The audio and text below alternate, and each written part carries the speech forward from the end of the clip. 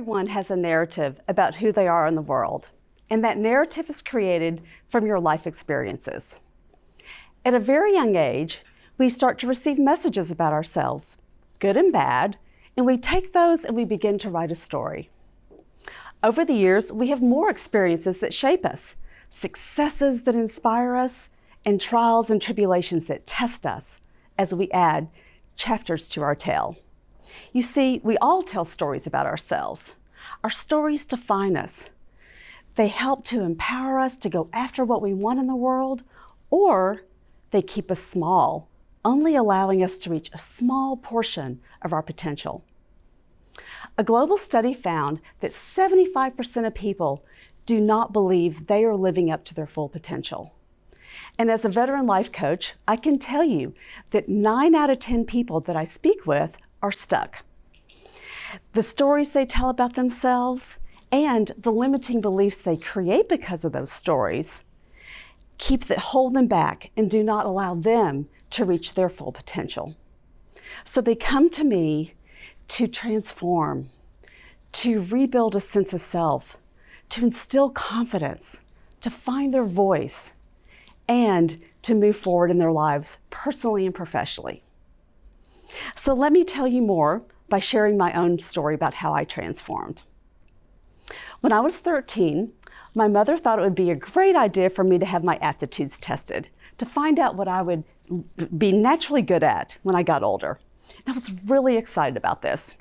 You see, I was growing up in Fort Worth, Texas, and I was going to a college prep school, and I made pretty good grades. So I was really excited about this. You see, I was surrounded by really smart people, my fellow students who knew they wanted to be doctors and lawyers and engineers and scientists and CEOs. And all I knew is that I was creative and I liked to write. So I thought this is going to be great. So on the day that we went to get the results, I was confident. I was excited. The 13-year-old was getting ready to learn about what she would be doing the rest of her life. So we drove to the testing center. And when we arrived, we were ushered into this small office. Now this room was this white, stark, cold room. There were no windows. There was no art on the wall. There was a metal desk with this big authoritative man sitting behind it in 2 chairs. So that confidence started to wane a little bit as I sat down. So he started to go through the results, and at first it was pretty good. I did well in some areas, okay in others, until he said to me, "Your vocabulary is so bad that you are only qualified to be at the level of a secretary." A secretary. You see, for me, I was with all of these smart people who knew they had these big careers ahead of them. And I was from a family of entrepreneurs who had high expectations. So suddenly those things for me seemed unattainable. And I felt just diminished. In fact, it gives me kind of chills now just thinking about how small I felt. You see, I was only 13, that time in your life when you're developing your sense of self. And so I was crushed. And to make it worse, as we were leaving, he slid some workbooks across the desk and said, "Here, take these, and that might help a little bit." So I took those, I got in the car, we drove back to Fort Worth, and I just remembered, how can I go back to my friends? I felt like a fraud because now I had extra homework, you see.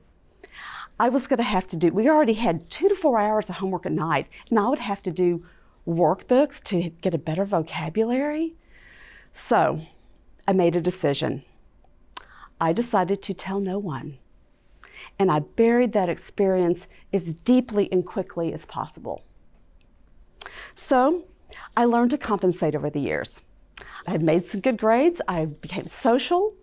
I went on to college. I graduated from SMU with a degree in advertising, minors in business and political science. In fact, I have a small niche in coaching politicians now and love it. And I did well. I went on to work for corporations. I got promotions.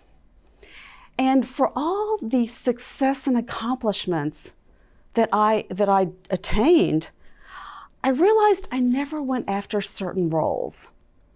I never went after the full lead, or I never went after the creative roles. I was in the project management roles, the support roles. I just kept myself at a certain level. You see, I managed creative people, but I was not one myself. So I went on a few years later to marry a respectable attorney. I had 2 children, and I became a stay-at-home mom. Oh, mom, the best job ever. And I loved it. I got involved in the community because I felt like it was really important to give back. I felt very blessed. So I was a patron of the arts. I was a volunteer at my children's school. I co-chaired the Race for the Cure, and I was even president of the Junior League of Louisville in our 80th anniversary, where we brought in Muhammad Ali and his wife Lonnie to be our guest. So I did everything right, and I was living this great life. And that all worked really well until it didn't. After decades of trying to live the perfect life, I went through a heartbreaking divorce with 2 small children and no career. I realized I had forgotten who I was, and I needed to come back to myself. I had been living, you see, this perfect scripted life based on the narrative and the stories of my youth. So I needed to create a new story. After a couple of years of healing and doing some deep work, I decided to become a life coach. And at that time, I realized I needed to create a new sense of worth. You see, I had carried with me that not good enough feeling for a very long time. So I started to do some work on myself and rebuild that sense of confidence and regain some tools and skills that I had lacked. Through my league training, I actually learned to speak in public a little bit more so. I had been terrified of that. But as a coach, I started doing the work. I started working with people to empower them, and I came back to myself. I started to find the parts of me and the parts of my life I had shut down. I came back to my values of beauty and love and connection and freedom and adventure and spirituality. And yes, you might have guessed it, creativity. I wanted to create in the world. I wanted to use that part of me that I didn't allow to come forth earlier in life. So I created a company called Excave, which means to excavate your life. And I started to work with people. I wanted to be of service. So I started working with men and women to help empower them to remember who they were so they could be their best out in the world. That went well for a few years. I started coaching lots of people. I started speaking, and it was so much fun. And then I had an opportunity a few years into my business where I was coaching a woman who was an editor of a magazine. She owned a magazine called Underwired, which was a women's empowerment magazine. So one day she came to me and said, I love what I've been learning from you in our coaching, and I really think that our readers would benefit from all the things I learned from you.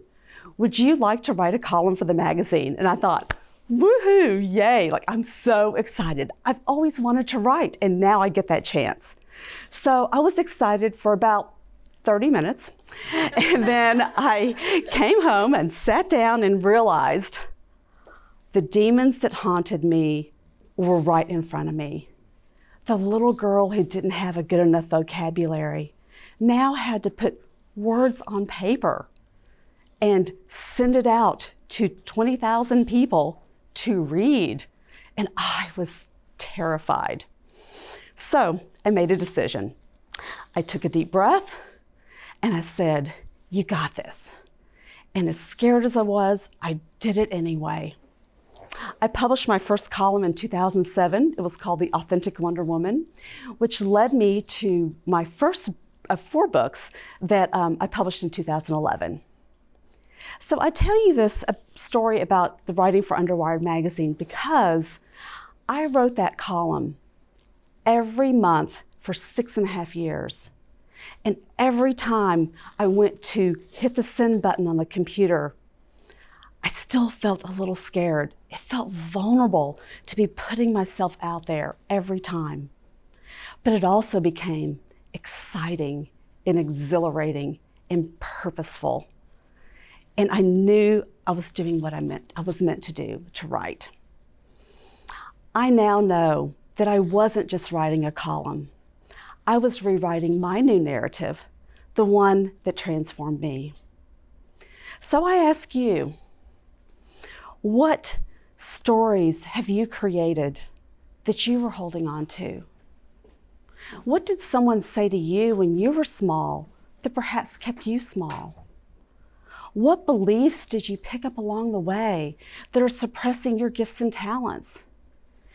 And what narrative are you holding on to that's keeping you stuck that really no longer serves you? You see, our stories keep us stuck, or we can choose new ones. I had a story that I was not creative or even capable of doing great things in the world until I changed my story. So here are 3 ways in which you can begin to rewrite your own narrative. Number 1, know who you are. Know what your values are. Live your values and put those out into the world. I had a value of creativity that needed to be used. And so I encourage you to know what your values are. Use those and let the world see them. Your power lies in staying true to yourself. And you can have anything you want in life, but never forget who you are. Number 2, pursue your passions. Feel the energy of the things that make you come alive. Ignite your vitality. Love what you do and bring that energy to all that you do. When I was a little girl, I used to love to dance and perform ballet. I was even in the Nutcracker. I was a mouse, an angel, and a clown. And yes, this is one of my proudest things. And I loved dancing. But as I got older, I started to tell myself that things like dancing weren't essential. I needed to be a grown-up. So in my 40s, I took up salsa dancing, just for fun, but it soon became part of my work. Every time I had a big speaking engagement, I would go take a dance lesson and bring that energy out into the world. Research shows that traits like passion, learning, mental toughness, and a willingness to take risk lead to greater success than just hard work. Which brings me to my 3rd point, and that's take risk. Be scared and do something anyway. Take that risk. Do the tough things that will build confidence and resiliency and a drive to keep going forward. Be scared and do it anyway. Take that risk.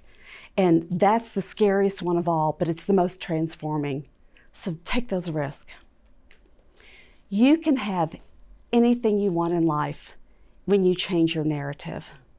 Remember to know who you are, pursue what you're passionate about, and take risk.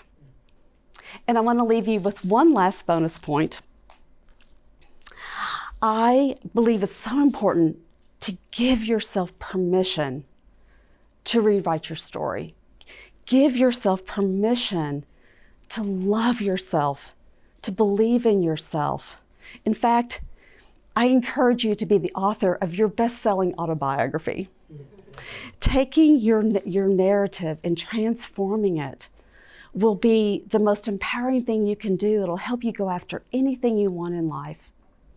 And the truth is, the only narrative that really matters is your own, the one that you write for yourself. Thank you.